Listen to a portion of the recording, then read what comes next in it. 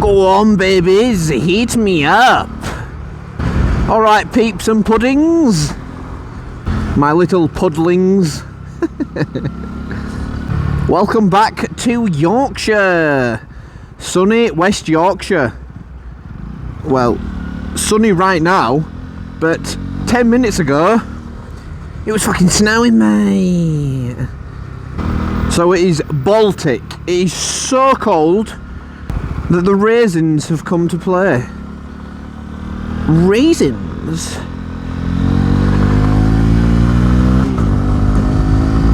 So because of the inclement weather, I thought I would discuss a different topic. And this is a topic that could help out if you live in an equally inclement climate. Is that the right term? I don't know. Mini! So what is today's exciting topic? Well, you've read the title. So you probably know. Which is fine, because you clicked the video, and I appreciate you. I appreciate you so much, so hit a like. Please drop me a comment, and if you haven't subscribed, God, I would love it if you subscribed. That would be top notch. Cyclists! That's not the topic today, but Mr. Cyclist, you will be... Mrs. Cyclist, you will be a topic of conversation for me in the not so distant future. Stop babbling, stop waffling, Adam. Here we go.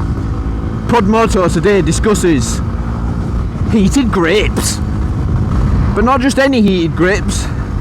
My heated grips, aftermarket heated grips, of course, because I've only got a little CB125R. Anyone who's got a CB125R, hit like. Woo, woo, woo.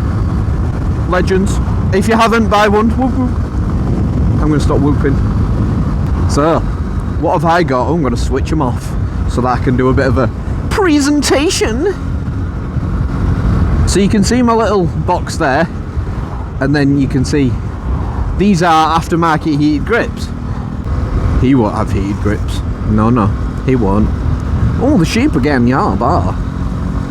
So what heated grips have I got? So I was fortunate enough to receive these heated grips for my little baby as a gift. A Christmas gift. A birthday gift, actually. My birthday is early December. So my parents, the bringers of me into said life, for God's sake, they bought me some heated grips because they knew I was going to be commuting day in, day out, year-round riding, and heated grips would be swell in winter, because to be fair, I've got very much summer gloves and no backup pair. Because I'm hard, I'm Yorkshire, I'm Northern. We're hard up north. We're a bit weird though, aren't we, clearly. So I was gifted the Oxford. I think Oxford's a pretty, in terms of the market, Oxford biking stuff is pretty good. Like, it's pretty good, it's pretty standard, and you know you're gonna get you're gonna get quality.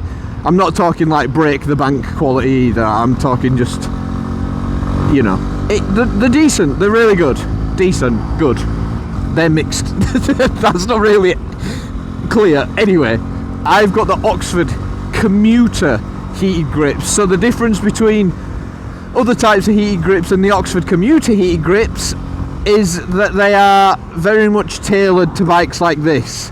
Smaller displacement, smaller power output, so they sap less output from your engine or your battery, which is ideal for little bikes and little bitches like me, as in the bike, not the bitch.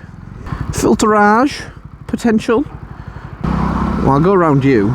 You're number one on the list. Yeah.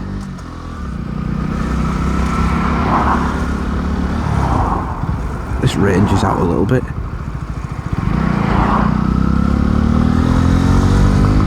Does one, does two, does three. Is approaching to do another.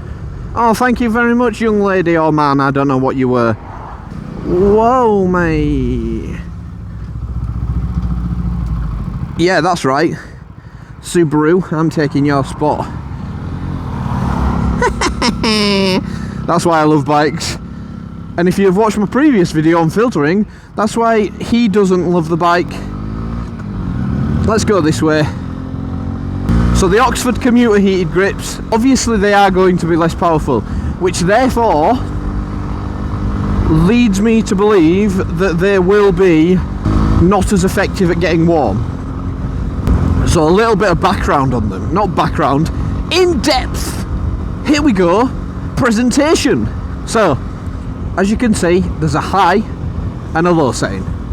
The low setting is a power setting, power saving setting I assume. Like the little thing on your phone, you know, you drop it down and it's like, power saving mode. The low mode, you see, I flick it down, that's all it takes. And then there's the little green light, power setting. I hope you can see it, the sun's quite low.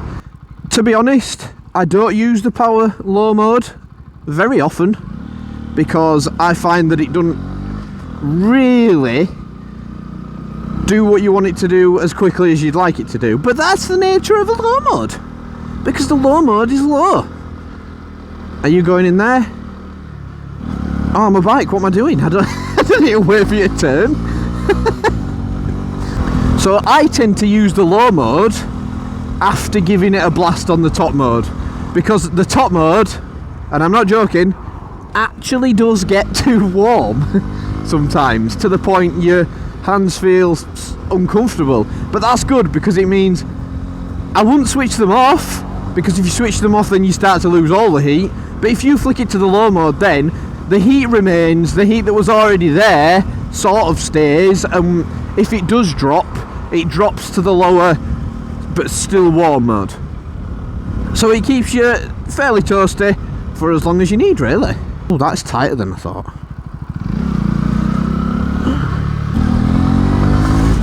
So was that. It's blind. No one said it's fine.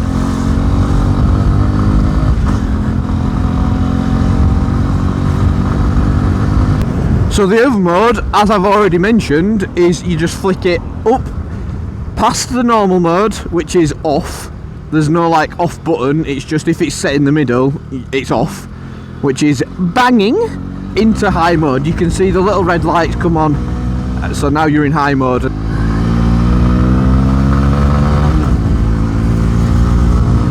Oh yeah!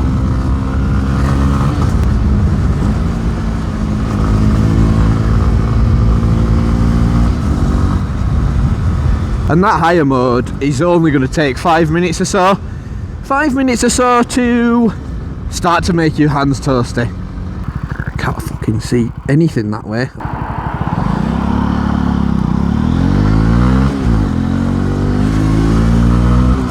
So your high mode on your heated grips on a day like this is going to work wonders. The only downside to heated grips that I find that heated gloves have way better ability in is heating the tops of your hands, because heated grips don't do that. You know, it'll get the your inner hands, your palms should I say, nice and toasty. Oh, look at the views, lovely. The outer side of your fingers and your hand, they're still gonna get cold. You're not gonna get away from that. Plain and simple, so deal with it. But all in all, it's my first experience with heated grips. I love them. I think they are a commodity that anyone should have. The local ruffians. Waiting at the junction, feeling hella exposed. Cheers, man. What a legend. Now the part that relates to this bike, which isn't quite as fun, is fitting the heated grips, because obviously they are fairly universal, so there's not individual bike instructions, yeah? And I'm not gonna lie, the CB125R for fitting heated grips is awkward compared to some other bikes, and I'll tell you why. In fact, I'll show you why. Just give me a minute and I'll show you. Right, so So usually in the seat here is where you will get, I hope you can see this okay, usually in the seat here is where you will get your battery and everything else. Unfortunately in the CB125R your battery is in there. Obviously this has to start off by coming off, this then has to come off, this then has to come off, this whole cowling and fairing has to come off, and then guess what, your tank's in the way, your petrol tank. So your petrol tank then has to come off, which is a pain in the arse. And by the time you've done all that, you've got about 3 billion screws knocking about, and bolts, and parts. Oh, because also you see them there, they're separate parts, they come off as well. And then the battery's just, you can see where the wiring goes in down there. The battery sits just under there.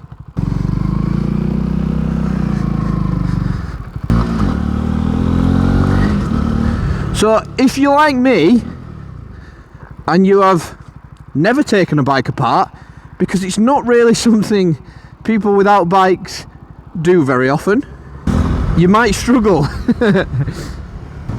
I'll probably get roasted for saying this, but it took me a few hours. It's not supposed to, but it did. Because one, I did not expect it to be that in-depth, should I say, or that complex to be fitting heated grips, if I'm honest. I thought it was just going to be a quick slot them on, job's done. Another thing you might not know about heated grips, which I definitely didn't know to start with, you have to remove your original grips. Boom! Love it. Yeah, you've got to remove your original grips with pretty much a knife. And then these bad boys, you take your bar ends off, these bad boys slide over. They're not easy to get over, so you might have to lube them a little bit, but then you've also got to take off a little bit of a plastic edging around there. For this specific bike, obviously it's not the same for all bikes, but it is for this one. So heated grips, 10 out of 10 recommend. Hi, you can see me.